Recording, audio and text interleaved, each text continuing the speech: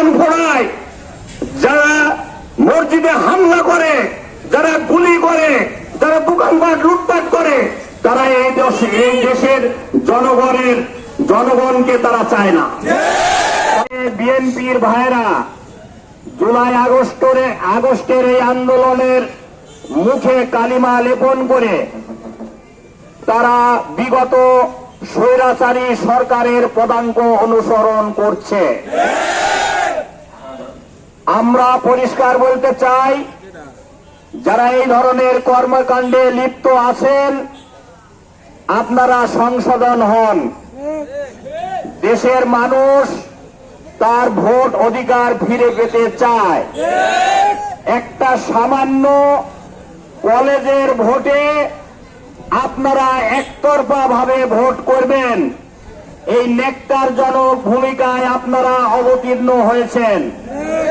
দেশবাসী, ছাত্র জনতা এই জন্য বুকের তাজা রক্ত ঢেলে দেয় নাই। অতএব প্রয়োজন বোধে আবারও নতুন স্বৈরাচারের সৃষ্টি হলে দেশের ছাত্র জনতা, আপামর শ্রমিক সকলে ঐক্যবদ্ধভাবে নব্য ফ্যাসিস্টদের মোকাবেলা করবে ইনশাআল্লাহ। আপনারা যারা প্রকৃত অভিভাবক, তারা যখন গতকালকে গিয়েছে নমিনেশন পেপার তুলতে, আপনার ফ্যাসিস্ট কায়দায় আপনারা নমিনেশন পেপার তুলতে দেন নাই। আমাদের অর্ধ ডজনের মতো ভাইদেরকে আপনারা আহত করেছেন। আমাদের আটঘরিয়া পৌরসভার আমির, তাকে আহত করেছেন।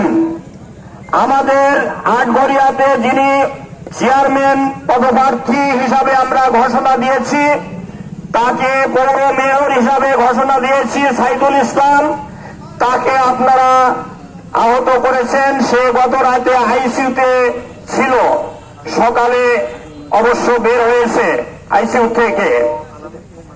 আলামিনকে মাথায় আঘাত করা হয়েছে, নিবিড়কে আহত করা হয়েছে।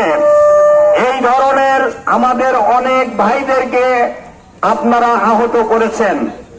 আপনারা আহত করেই মনে করছেন যে এই আটঘরিয়া আপনারা দখলে নিয়ে এনেছেন। আটঘরিয়ার জনগণ আপনাদের এই আক্রমণে ভীত এবং সন্ত্রস্ত নয়। আটঘরিয়ার জনগণ জামায়াত ইসলামীর পক্ষে। আপনারা জানেন, এখানে স্বৈরাচার সরকারের সময়ও আমাদের উপজেলার চেয়ারম্যান, জননন্দিত ব্যক্তিত্ব জনাব মৌলানা জহুরুল ইসলাম সাহেব, এখন যদি নির্বাচন দেওয়া হয়, আমরা পরিষ্কার ভাবে বলতে চাই, জহুরুল ইসলামকে আপনারা কোনো ক্রমেই ঠেকাতে পারবেন না।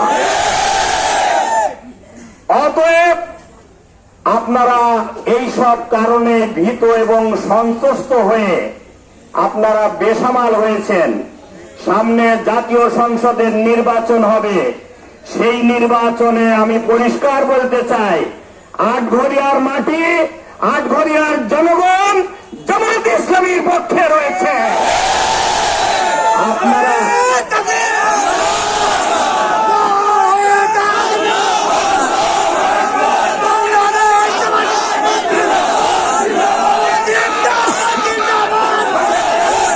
আপনারা ভীত সন্ত্রস্ত হয়ে এখন আবোল তাবোল কর্মকাণ্ড করছেন।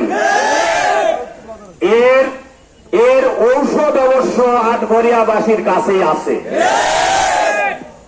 আপনার যে ভাবে আপনারা অসুস্থ হয়েছেন, সেইভাবে সুস্থ করার জন্য আটঘরিয়ার মধ্যে মুজাহিদরা, তৌহিদি জনতা, আপামর জনগণ আপনাদেরকে যথাযথভাবে মলম ব্যবহার করে অথবা ঔষধ দিয়ে আপনাদেরকে সুস্থ করে তুলবে ইনশাআল্লাহ।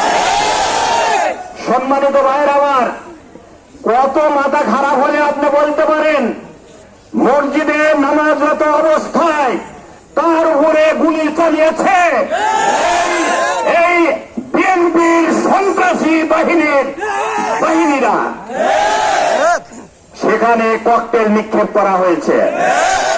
প্রশাসনের ভাইদেরকে আমি ইতিপূর্বেই বলেছিলাম, আমাদের দায়িত্বশীল ভাইয়েরা বলেছেন, আপনারা জনগণের শান্তি এবং নিরাপত্তা দিতে ব্যর্থ হয়েছেন। তারপরে আমাদের ভাইরা তার প্রতিক্রিয়া ব্যক্ত করে সম্মানিত ওসি সাহেবকে বলেছেন যে আমরা চলে যাচ্ছি। কিন্তু এরপর দায়িত্ব প্রশাসনের, পুলিশ প্রশাসনের, উনি আবেদন করেছেন যে আপনারা চলে যান, শান্তি শৃঙ্খলা বজায় থাকুক। আমরা ওনার কথা পরামর্শ মেনে নিয়েছি।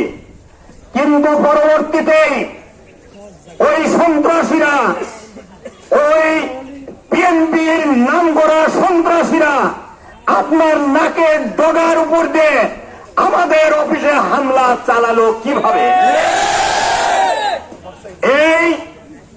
এই ওসি সাহেব শেল্টার দিয়েছেন বিএনপিকে।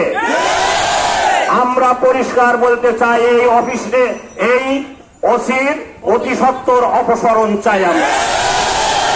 এই ওসি আটঘরিয়াবাসীর নিরাপত্তা দিতে ব্যর্থ হয়েছে। ওসির চেয়ারে বসে থাকার তার কোনো অধিকার নেই। অতএব আমরা পরিষ্কার বলতে চাই, ওসি সাহেব আপনি সম্মান নিয়ে এখান থেকে বিদায় হন। তাহলে আপনি আপনার দায়িত্ব যথাযথ পালন করতে গতকালকে পারেন নাই। সম্মানিত ভাই সকল, কি তাণ্ডব চালানো হয়েছে আমাদের অফিসে! আপনি কোথায় ছিলেন? আপনি দায়িত্ব পালন করতে পারলেন না, আপনি তাদেরকে নিবৃত্ত করতে পারলেন না। এই সন্ত্রাসীদের কাছে আপনি অপারগ হয়ে থাকলেন, তাহলে এই চেয়ারে বসে থাকার অধিকার আপনার থাকে না। সম্মানিত ভাই সকল, কিভাবে জানালা দরজাগুলি ভাঙা হয়েছে, কিভাবে আমাদের আলমারিতে বই পুস্তক ছিল, কিভাবে আমাদের আলমারিতে বই পুস্তক ছিল, কোরআন শরীফ ছিল, এই কোরআন শরীফ গুলিকে কিভাবে অগ্নিদগ্ধ করা হয়েছে আপনারা দেখুন।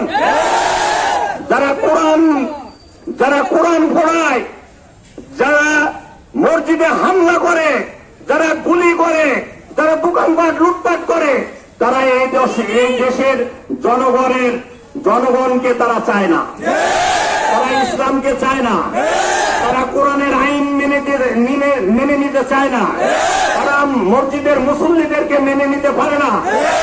এরা এই দেশের শত্রু, এই জাতির শত্রু, ইসলামের শত্রু, কোরআনের শত্রু। এদেরকে আপনারা পরিত্যাগ করুন।